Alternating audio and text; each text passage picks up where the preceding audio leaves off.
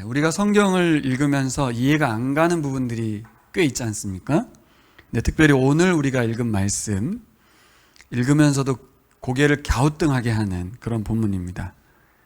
여기 성경 예화 속에 있는 인물들도 도저히 이해가 안 간다고 화를 내고 있습니다. 그 인물들의 마음에 우리의 마음도 담겨 있는 것을 봅니다.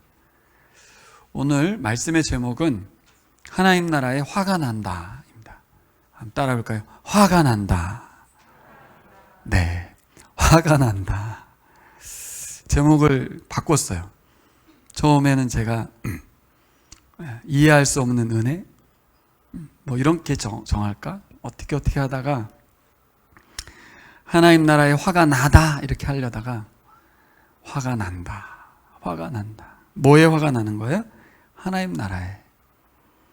예수님이 세상에 가져오신 하나님 나라 원리는 겉으로는 환영하고 좋다고들 하지만 실제로 그 원리를 실행하시고 보여주었을 때 사람들의 반응은 속으로 화를 냈습니다. 성경을 잘 보시면 사람들이 속으로 심중에 이르되 이런 말을 통해서 자꾸 속에서 시끄러운 거예요. 속 시끄러운 반응들이 나타났어요. 화가 났다는 말이죠. 오늘 이 예화는 2000년이 지난 우리 마음에도 비슷한 감정을 불러일으킵니다. 도저히 이해가 안 가는데, 속으로는 화가 나는데 겉으로는 내색을 할 수 없는, 아마 제자들도 옆에서 그랬을 것입니다. 아직도 우리는 하나님 나라를 이해하기가 여간 어려운 게 아닌가, 요즘 마태복음 읽으면서 저에게 가장 많이 다가오는 느낌이에요. 내가 하나님 나라를 잘 이해하고 있는가?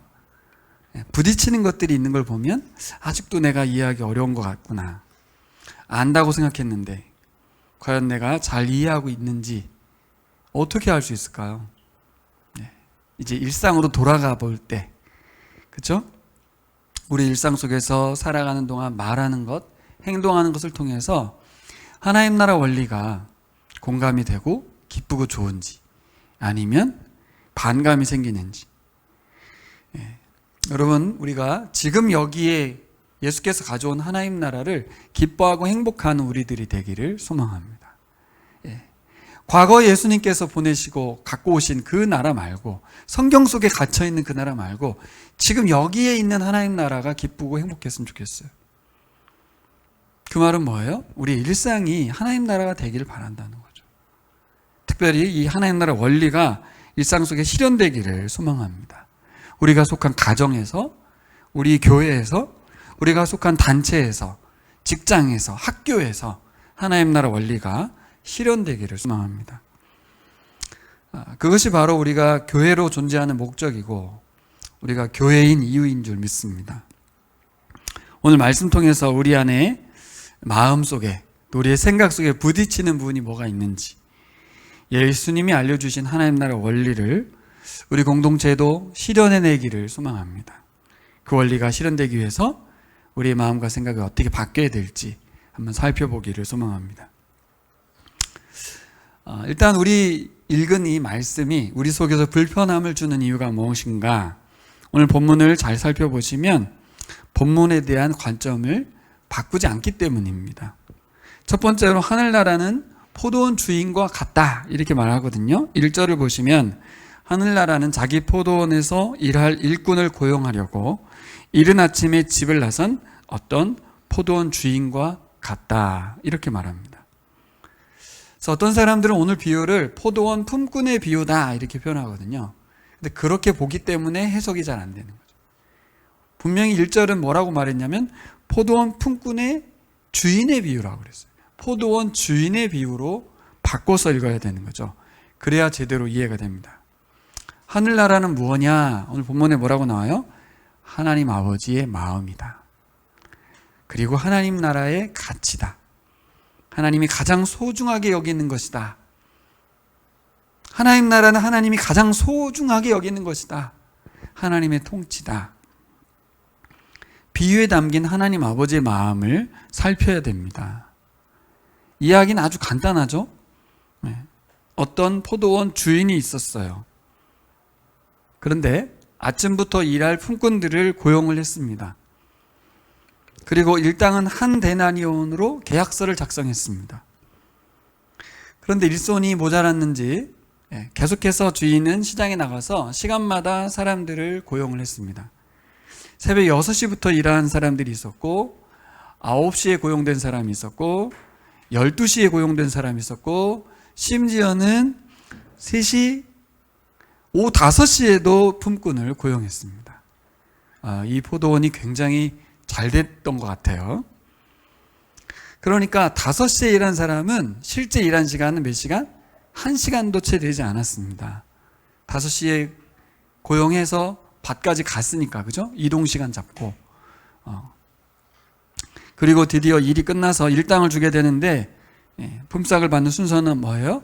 늦게 와서 일한 사람들부터 였습니다. 5시에 일하러 온 사람에게 한 데나리온을 주었죠. 그때 5시에 일하러 온 사람들이라고 그러니까 한 명도 아니에요. 여럿인데 그분들의 반응이 어땠을까요? 우와, 주인님 너무 감사합니다. 이렇게 특별한 은혜를 베푸시다니요. 정말 감사함으로 그 데나리온을 받았겠죠. 그 다음 순서는 오후 3시, 그 다음 12시, 오전 9시, 6시. 계속해서 주인은 한 데나리온을 품삯으로 주었습니다. 이분들의 반응이 여러분들 상상이 되죠? 3시에 온 분들도 감사한 마음이 컸을 겁니다. 얼마 일 안 했는데 하루치를 줬으니까요. 자, 서너 시간이라고 하루치를 받는 마음. 네. 김수환 형제 아십니까? 네, 아시죠? 네. 열심히 일했는데 한 달치를 막 주는 거예요. 그러면 이러시면 안 됩니다. 아니야, 가져. 그런데 맨 처음에 와서 일한 사람들은 은근히 좀 더 받으려니 하고 생각하였는데 그들도 한 데나리온씩을 받았다. 10절. 그들은 받고 나서 주인에게 투덜거리면서 말하였다. 마지막에 온 이 사람들은 1시간밖에 일하지 않았는데도 찌는 더위 속에서 온종일 수고한 우리들과 똑같이 대우하였습니다. 그렇죠. 12시에 일한 사람, 9시에 일한 사람들 막 부푼 꿈이 부풀어 오르는 거예요. 야, 주인 착하다. 주인 정말 착하다. 내게도 은혜 베풀어 주시겠구나. 근데 주인은 계속 한 데나리온씩만 주는 거예요. 주인 정말 착하다라고 생각했는데 그들의 말은, 속으로는 주인이 너무 착한 줄 알았는데 그들의 말은 뭐라고 그래요? 당신이 악하다. 개역 개정 성경에는 뭐라고 되어 있냐면 품꾼들이 원망했다 이렇게 말합니다. 그리고 악하다라고 표현이 되고 있습니다. 왜요? 늦게 온 사람부터 일찍 온 사람까지 동일한 금액을 줬기 때문에 악하다는 거예요. 근데 주인은 미안해하지도 않고요. 대뜸한다는 소리가 뭐라고 말했냐면 13절 14절 앞부분, 이보시오, 나는 당신을 부당하게 대하는 것이 아니요. 당신은 나와 한 데나리온으로 합의하지 않았소?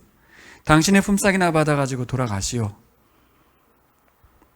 자, 여러분 저를 보세요. 우리 예보마 저를 보세요. 우리 수아는 어디 갔어? 아, 배 아파?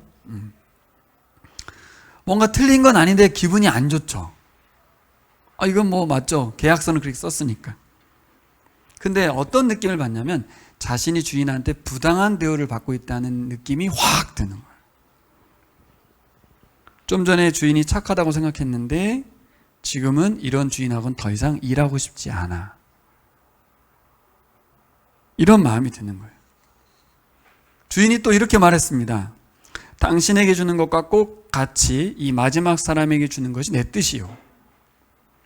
내 것을 가지고 내 뜻대로 할 수 없다는 말이요. 그리고 마지막 말씀. 내가 후하기 때문에 그것이 당신 눈에 거슬리요. 수환이 형제는 이런 주인에 대해서 어떻게 반응할 것 같습니까? 참 내가 정말 싸가지가 없다? 매정하다? 개역 개정은 뭐라고 돼 있냐면 내가 선함으로 네가 악하게 보느냐? 이렇게 말합니다. 하나님 나라가 거슬린 거예요. 특별히 하나님 나라의 주인이신 하나님의 후함이 정말 거슬리는 거죠. 뭐라고까지 해요? 악하게 보기까지. 주인이 악하다. 하나님 너무 악하시다. 왜 그렇습니까? 왜 이렇게 평가가 되죠? 이 세상의 가치로 볼 때, 세상의 원리로 보는 하나님 나라는 악하다는 거예요. 자, 다시 우리는 하나님 나라를 좋게 보고 있다고 생각하지만 세상의 시각을 갖고 있는 사람들은 하나님 나라 원리를 악하게 평가한다는 거예요. 근데 우리가 좀 착각하면 안 되는 게 우리는 선하게 볼 거라고 생각하면 안 돼요.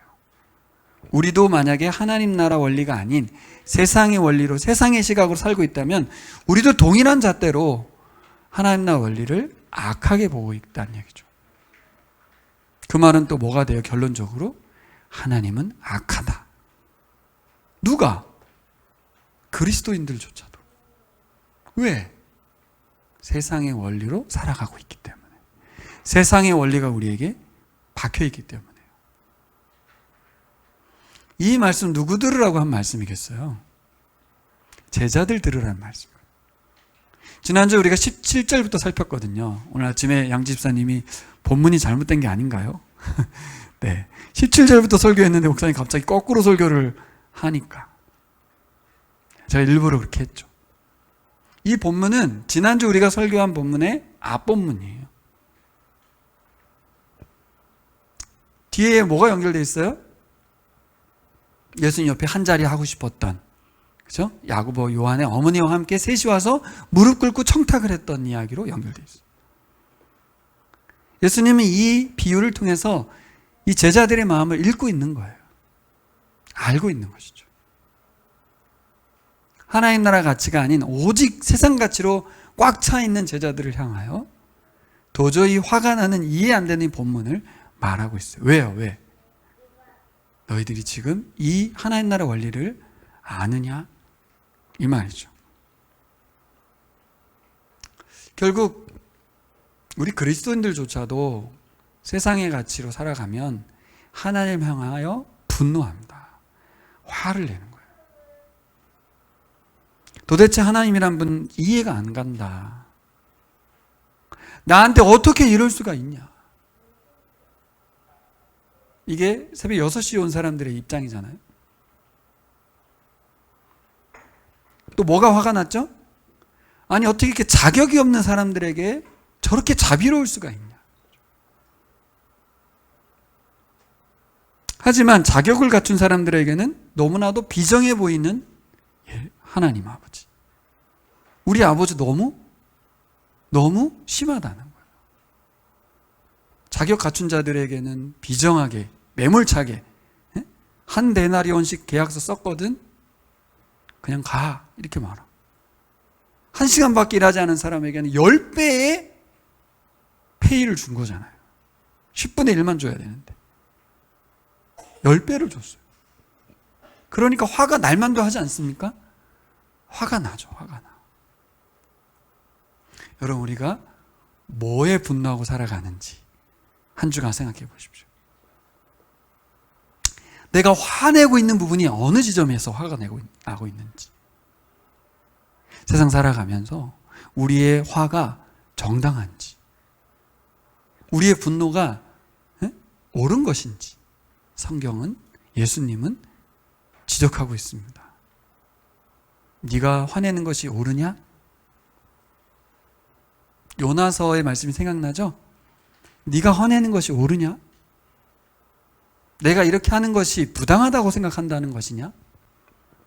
그렇다면 너는 아직 나를 모른다. 그 얘기죠. 안다고 생각하고 있는 우리들이 모른다는 건 어떤 의미일까요? 이 땅에서의 천국을 못 살아가고 있는 거예요.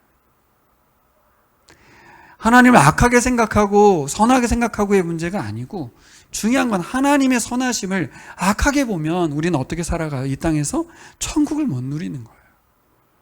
그래서 뭐만 생각해요? 죽어서 천국. 저 천국에 가면 펼쳐질 하나님 나라만 생각하고, 지금 이 땅에서 하나님께서 가져오신 지금 여기에서의 하나님 나라는 못 누리는 거예요. 몇 주 전에 서울의 권사님이 전화가 왔어요.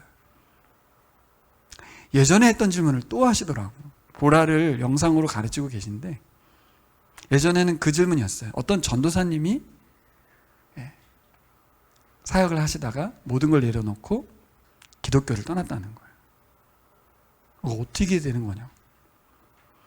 그분 배교한 것 같은데 천국 가냐고 물어보더라고요. 이번에는 똑같은 질문이었는데 잊으셨더라고요. 공동체들과 이 보라를 또 나누다 보니까 그건 한 부모님이 자녀를 놓고 이야기한 거예요. 우리 자녀가 신앙생활 열심히 하다가 신앙을 놔버리고 떠났다는 거예요. 천국 가냐고 물어보더라고요. 그러면서 이 질문은 그거예요. 목사님, 성령님이 임하시면 안 떠나신다면서요. 성령님이 한 번 임하면 절대 안 떠난다면서요. 그럼 천국 가는 거죠. 제가 뭐라고 했겠어요? 권사님 그거 지난번에 질문했던 건데요. 아, 그러네요. 그때도 똑같은 대답이었어요, 저는. 우리는 너무 죽어서 천국 가냐 안 가냐 그 복음에 아주 편협한 복음에 사로잡혀 있습니다. 그러다 보니까 뭘 놓쳐요? 지금 여기에서의 천국. 전 좀 이렇게 말하고 싶어요. 나중에 천국은 어떻게 될지 하나님께 달려있고 그게 중요한 게 아니라 지금 여기에서 하나님 나라를 살아가는 것이 더 중요하지 않을까요?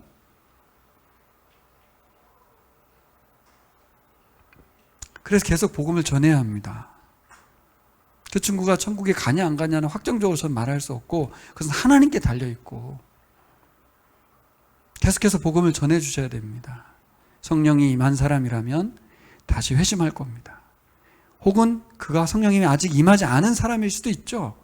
그렇기 때문에 또 복음을 전해야 합니다. 끊임없이 복음을 전해서 하루라도 빨리 하나님의 복음을 받아들이고 샬롬을 살아가도록 도와야 됩니다. 네, 그렇게 이야기를 해드렸어요. 하나님 나라를 오해한 거죠. 하나님 정말 악한 분인가요? 하나님 정말 악한 분인가요? 주인이 정말 나쁜 분이에요? 품꾼들의 분노가 정당하냐고요. 비유 속 포도원 주인은 하나님을 비유한 것이죠. 하나님을 오해한 겁니다. 포도원 주인이 어떤 분인지 본문에 나오죠. 포도원 주인은 왜 늦게 3시에 온 사람을 5시에 온 사람을 불러서 일을 시켰을까? 포도원 주인을 생각하지 않아. 내 입장에서만 본문을 보면 불편해. 오후 3시, 오후 5시에 일꾼 부르면 주인에게 손해일까요? 이익일까요? 당연히 손해죠. 주인은 그들에게 일을 시켰습니다. 그리고 하루치 품삯을 남겼습니다. 그러고 보면 주인의 관심이 포도원에 있지 않음을 알 수 있습니다. 일거리가 많아서 품꾼을 찾은 게 아니고 품꾼들에게 삭슬 주기 위해서 일거리를 만들어준 것이죠. 은혜 중에 은혜입니다. 이것이 바로 하나님 나라의 원리입니다. 하나님은 어떤 분이신지 3가지로 살펴보고 싶은데 첫 번째는 하나님은 긍휼하신 하나님이세요. 하나님의 긍휼로 세워지는 나라가 하나님 나라입니다. 한번 따라해 볼까요? 하나님의 긍휼로 세워지는 나라. 네. 그들은 왜 아침부터 일꾼으로 선택받지 못했을까요? 2가지 정도 생각할 수 있죠. 첫 번째는 뭔가 부족했을 겁니다. 선택받기에는 스펙이 부족하거나 체격이 기준 미달일 수 있죠. 그런데 왜 불렀을까요? 노동자는 하루 벌어 하루 먹는 사람들입니다. 하루 일을 못하면 자신도 굶고 가족도 굶어요. 이 사실을 아는 포도원 주인이 긍휼한 마음으로 그들에게 일을 시켜서 기회를 주어서 품삯을 준 거죠. 이것은 일을 시켰다기보다는 품삯을 그냥 준 겁니다. 한 데나리온에 10분의 1만 일했는데 10배를 준 거죠.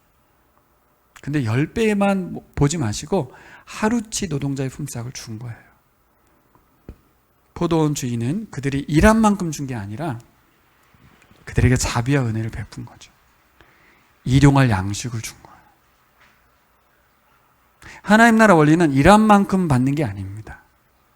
여러분, 우리가 교회에서 하나님 나라를 위해서 수고하고 애쓰는 그만큼 뭔가를 받는 게 아닙니다. 하나님이 그냥 은혜 베풀어 주시는 거예요.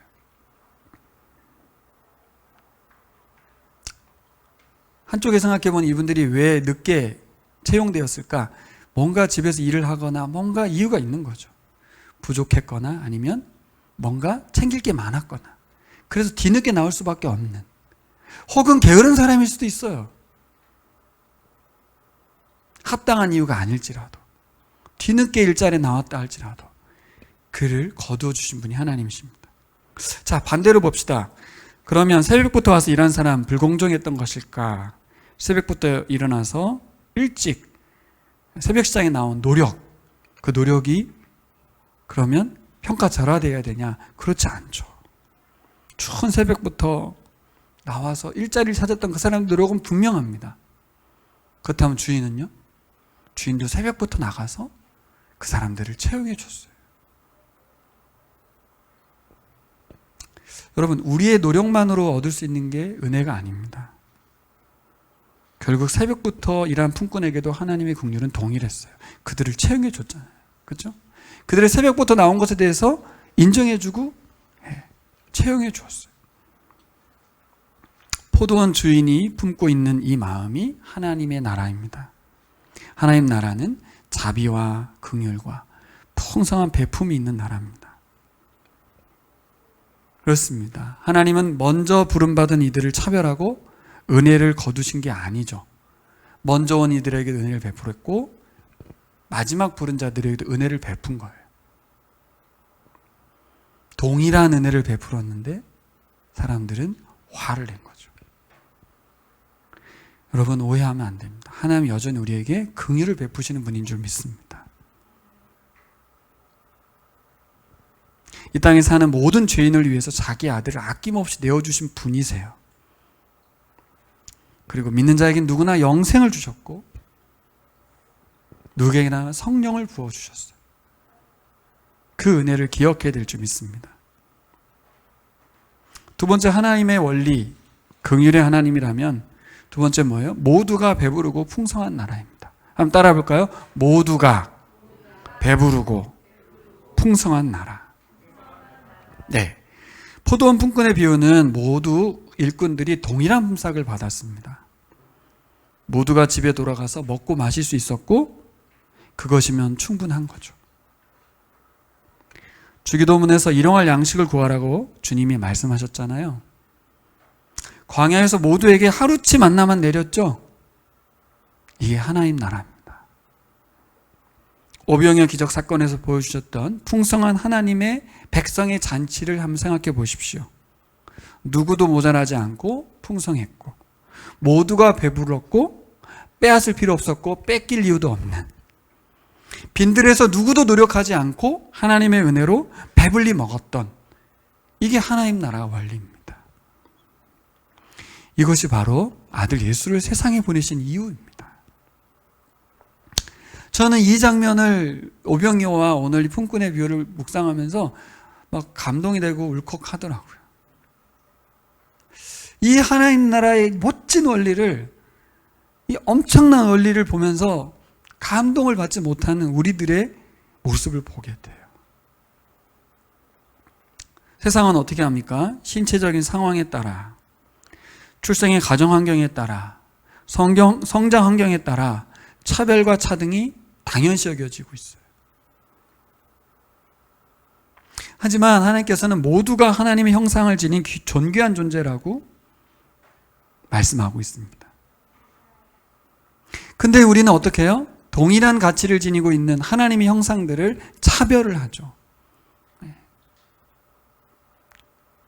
근데 저개발국가에서 태어난 것이 그 사람의 잘못은 아니잖아요. 세계 10대 부자 나라에 태어난 우리들이 노력한 건 아니잖아요. 우리가 왜 동남아시아나 아프리카에 있는 사람들을 괄시하고 무시해야 되겠습니까? 아니거든요.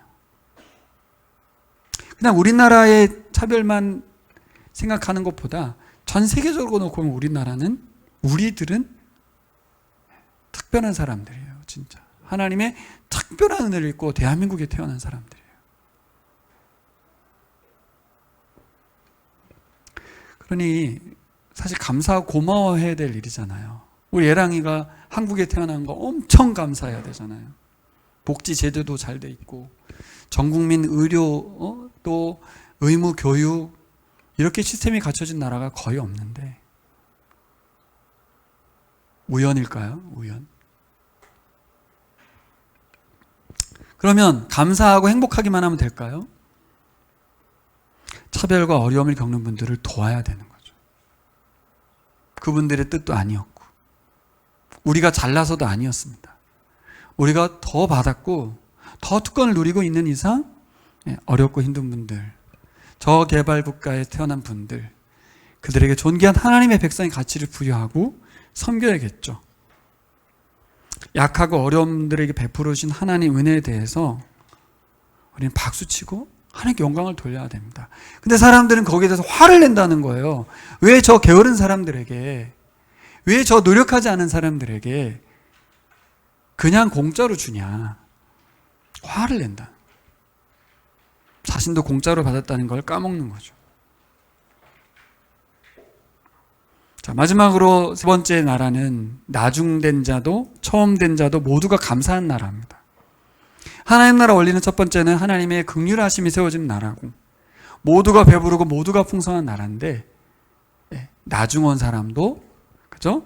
처음에 하나님께서 불러준 사람도 모두가 감사한 나라가 하나님 나라입니다. 이른 아침에 온 품꾼을 불평에 잠기고 오후 5시에 온 품꾼은 감동을 받았죠.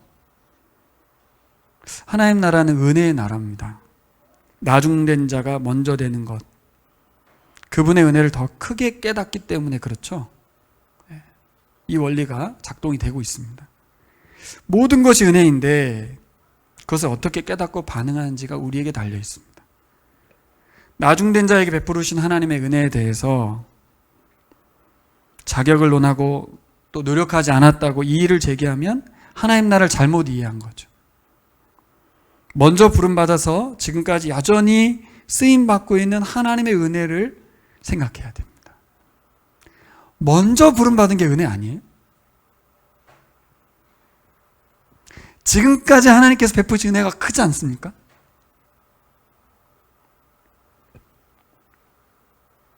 늘 감사하며 그 은혜를 찬양하며 살아가야 될 줄 믿습니다. 그것이 하나님 나라입니다. 상대적으로 나중 온 자가 더 큰 은혜를 느낄 수밖에 없는 구조지만 사실 먼저 된 자는 하나님께 쓰임받는다는 것, 먼저 부름받았다는 것, 먼저 샬롬을 누렸다는 것, 지금까지 천국을 살아왔다는 것만으로도 더할 나위 없는 감사와 은혜가 있어요. 사실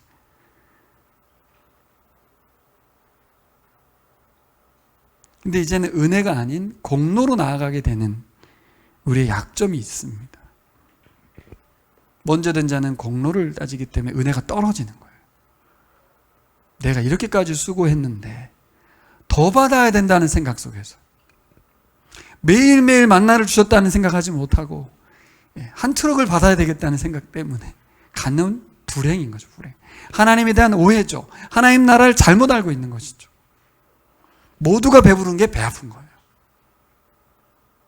내가 더 배불러야 되고 쟤는 굶어야 되고 쟤는 부족해야 된다고 생각하는 원리가 우리 속에 있어요. 여러분, 처음 우리가 주의를 섬길 때 그 어설픔 있잖아요. 어설픔. 하지만 그 기쁨과 감사로 감당했던 그 은혜 있잖아요. 다시 기억하면서 되새길 줄 알아야 될 줄 믿습니다. 이 일을 맡겨주신 것이 얼마나 큰 감사인지, 주님 위해 살아간다는 것이 얼마나 큰 감사인지 우리가 헤아렸으면 좋겠습니다. 자, 말씀 정리해 보겠습니다. 이 말씀은 누구에게 한 거냐면 가장 가까이 있었던 제자들에게 줬던 말씀이에요. 제자들 들으라는 거죠. 그리고 십자가에 죽으시고 부활하신 이후에 이 땅에 세워질 교회를 위해서 한 말이에요. 우리 들으라고 한 소리입니다. 우리 들으라고. 바리새인 들으라고 한 소리가 아니에요. 여러분, 교회가 효율과 적자 생존의 세상에 존재하고 있습니다. 우리 교회는 효율과 적자 생존의 세상에 살고 있어요. 세상은 그렇게 돌아가고 있어요. 그 원리로. 효율의 원리로. 적자 생존의 원리로. 하지만 그 가운데서 교회는 하나의 나라 원리로 살아가야 될 줄 믿습니다. 그 공동체 주인이신 예수님이 제자들에게, 우리에게 말씀하시는 거예요. 나는 이런 나라를 세우고 싶어. 난 이런 사회를 만들고 싶어. 내가 이런 공동체를 시작하러 왔는데 어때? 너희들도 함께 해주겠니? 불편하진 않겠어? 하나님의 이 자비하심에 대해서 수용할 수 있겠어? 여러분, 이 비유 바로 앞에 베드로가 질문한 내용이 연결되는데요. 19장 27절 가볼래요? 괜히 이 말씀하신 게 아니라 27절에 보면 같이 읽겠습니다. 이 말씀을 듣고 베드로가 예수께 말하였다. 보십시오. 우리는 모든 것을 버리고 선생님을 따랐습니다. 그러니 우리가 무엇을 받겠습니까? 네. 이 말을 했기 때문에 포도원 품꾼의 이야기를 꺼낸 거예요. 하나님 나라는 포도원 품꾼 주인과 같다. 여러분, 베드로는 모든 걸 버리고 주님 따랐기 때문에 뭔가 받을 기대를 했죠. 그것이 잘못된 건 아닐 겁니다. 근데 여러분, 이미 베드로는 주님께 놀라운 걸 받았다는 것을 놓치면 안 되는 거예요. 예수님과 함께 하늘잔치에 참여했고, 믿음으로 물 위를 걸었고, 예수님 가져오신 하나님 나라를 맛봤습니다. 실시간으로. 우리는 그냥 말씀을 읽고 그냥 구경하는 입장이지만 그들은 거기서 먹고 마시고, 좀 더 나가볼까요? 하나님이신 예수 그리스도와 함께 밥 먹고 함께 살았어요. 전율이 오더라고요. 온 세상 창조주와 함께 밥을 먹고 같이 잠자고 같이 살았어요. 이 말씀 어디 나오죠? 성막 이야기에 나오거든요. 출애굽기 18장 19장에 보면 나는 너의 하나님이 되고 너희는 내 백성이 될 거야. 성막 가운데 임재하셔서 내가 너희와 함께 할 거야. 임마누엘의 주제잖아요. 뭘 더 줬으면 좋겠어요, 우리에게. 근데 베드로는 이스라엘 백성들 가운데 성막에 임재했던 하나님하고는 비교가 되지 않잖아요. 그 하나님이 지구에 내려오셔가지고 역사적 시공간 속에서 실시간 참여해서 3년간 함께 살았어요. 우리가 바라는 게 뭐죠? 우리가 바라야 될 게 뭐냐고요. 그분이 또 우리 안에 들어와 계시다는데, 말씀과 성령으로 우리와 함께 하신다는데, 베드로는 지금 생애 최고의 순간을 보내고 있음에도 그걸 잘 모르고 있는 거예요. 그리고 마음속에 뭐예요? 뭘 주실까? 내가 옆자리에 앉을 수 있을까? 경쟁자가 너무 많다. 여러분, 베드로가 예수님과 함께하는 것에 감사하지 않았을까요? 감사했을 것 같아요. 너무 영광스러울 것 같아요. 얼마나 좋아요, 그렇죠? 네, 물 위로 걸었잖아요. 오병이어도 먹었잖아요. 수많은 기적을 체험했잖아요. 얼마나 영광스러워요, 그렇죠? 감사했어요. 감사했는데 문제가 뭘까요? 그 감사는 하는데 다른 것에 마음을 두고 있는 거예요. 그 감사로 만족하지 못하는 거예요. 이것으로 더할 나위 없는 기쁨이 아니라 그래서 for something이 여전히 있다. 예수님은 이게 전부인데, 이게 최고고 이것이 가장 중요한데 본질을 내려놓고 다른 것을 찾은 거죠. 왜 그랬습니까? 베드로가 하나님 나라의 눈이 안 열렸어요. 아직 개안이 되지 않았어요. 다시 한번 이전에 말씀드렸던 비유를 말씀드리면, 보라 하시면서 조 목사님 예화 중에 가장 참 적절한 예화가 뭐냐면 문맹의 비유였어요. 문맹. 글자를 모르는 사람이, 그렇죠? 글자를 모르는 사람이 살아가는 삶, 그거랑 이제 글자를 알고 글을 읽고 그렇죠? 네. 살아가는 삶 같을 수 있냐고요. 전혀 다른 세상이 펼쳐지는 거잖아요. 그렇죠? 눈을 감고 살다가 눈을 뜨고 사는 것이 다르듯 영적인 눈이 열려서 하나님 나라를 보는 것과 하나님 나라를 보지 못하는 것은 전혀 다른 것입니다. 똑같았는데 달라지는 거예요. 여러분, 문맹을 탈출하고 글을 읽을 줄 아는 그 순간부터 그의 인생은 새로운 인생인 거예요. 완전 달라집니다. 그래서 여전히 우리가 전에 기도했던 것처럼 하나님 나라를 보는 눈 달라고. 주님, 저의 세상적 가치를 보는 눈이 아니라 하나님 나라의 그 원리를 보고 반응하고 살아갈 수 있는 그 눈을 달라고 기도해야 될 줄 믿습니다. 결론입니다. 우리는 지난주 말씀 통해서 예수님 뒤를 따라가는 제자로 살겠노라고, 예수님처럼 서브 앤 기브의 삶을 살겠다고 기도했죠. 이 정도 결단과 따른 뒤에는 무엇이 주어질지 기대하게 되지 않습니까? 저도 주님처럼 서브 앤 기브의 삶을 사는데 뭘 주실 건가요? 그 기대가 세상에서 잘 나가는 것, 번영과 편안이 아니어야 될 줄 믿습니다. 왜냐하면 나의 노력과 섬김과 희생과 사랑으로 하나님의 은혜를 받는 게 아닙니다. 하나님의 은혜는 거저 주시는 거예요. 여러분, 우리가 나의 노력과 희생과 섬김과 사랑으로 어떤 열매가 맺혔으면 좋겠습니까? 내 주변의 형제 자매가, 또 우리의 다음 세대가 예수님을 만나서 인생이 변화되는 것을 보는 것. 그게 여러분에게 1순위일까요? 저에게는 1순위입니다. 여러분에게도 그 가치가 보이시나요? 하나님을 만나서 예수 그리스도의 가치로 변화돼서 인생이 바뀐다는 게 뭐예요? 하나님 나라를 위해 살아가는 삶. 그런 사람 만들어내는 거, 그런 다음 세대를 세우는 거, 이것이 우리의 가장 뜨거운 것이 되어야 될 줄 믿습니다. 그들이 세상 욕망을 내려놓고 자신들의 이 가치를 다 내려놓고 예수 그리스도께 헌신하는 것을 보는 그 기쁨, 그것이 우리에게 사역의 열매가 되어야 될 줄 믿습니다.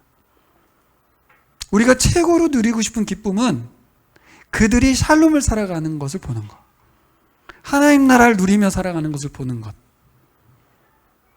왜요? 그래야 내가 행복합니다.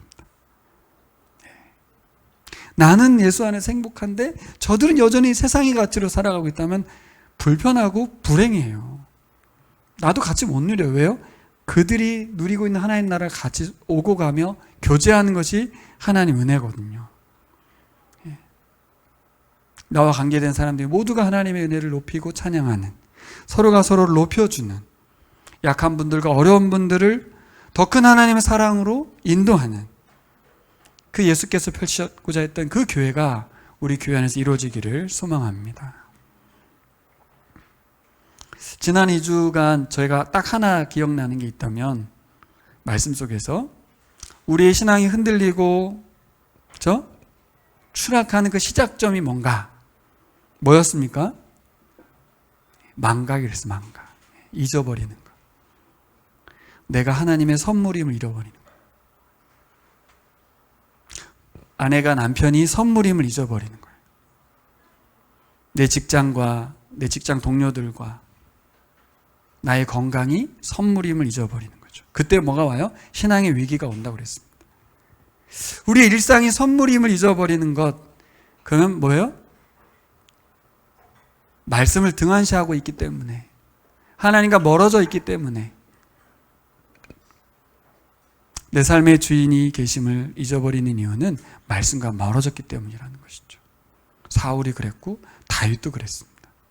특별히 다윗이 추락할 때는 잘 나갈 때였습니다. 편안할 때. 여러분, 다시 한번 우리 주인 되신 주님께 나아가고 말씀 앞에 가까이 가신 여러분 되기를 소망합니다. 같이 기도하겠습니다. 다 같이 일어나셔서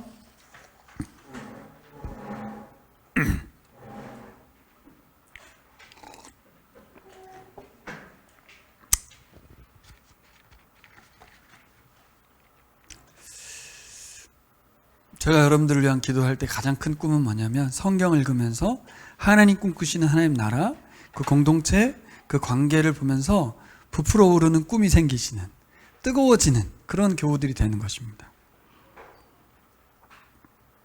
그러면 자연스럽게 하나님 마음 품고 긍휼의 사람이 되겠죠. 그렇죠? 우리 같이 기도할 때 주님 망각을 통해서 불평과 불만과 교만이 자리 잡지 않게 해주십시오.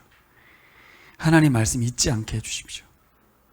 저의 눈을 열어주셔서 하나님 나라의 가치를 볼 수 있도록 인도해 달라고 같이 기도하겠습니다.